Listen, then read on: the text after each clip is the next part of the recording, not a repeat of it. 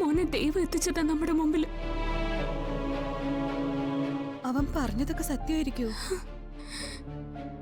ദേവനാരായണൻ തിരുമേനിയെ കുറിച്ച് പറഞ്ഞില്ലേ, രാധയെ കുറിച്ച് പറഞ്ഞില്ലേ, കൃഷ്ണക്ഷേത്രത്തെ കുറിച്ച് പറഞ്ഞില്ലേ?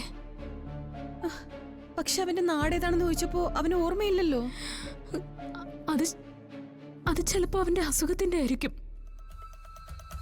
അവന്റെ അമ്മ വരുമ്പോ അവൻ പറയാന്ന് പറഞ്ഞിട്ടുണ്ട്. ഒരുപക്ഷെ അവന്റെ അമ്മയായിരിക്കും നമുക്ക് പുറത്തേക്കുള്ള വഴി കാണിക്കുന്നത്. ശരിയാ ശ്യാമേ. അവര് കാണുവാണെങ്കിൽ രാധികയോടോ വരനോടോ നമുക്ക് വിവരം അറിയിക്കാൻ പറ്റും. അവര് വന്ന് രക്ഷിച്ചോളും നമ്മളെ. ഈശ്വരാ, വീണ്ടും പ്രതീക്ഷകൾ തന്നു തുടങ്ങിയല്ലോ.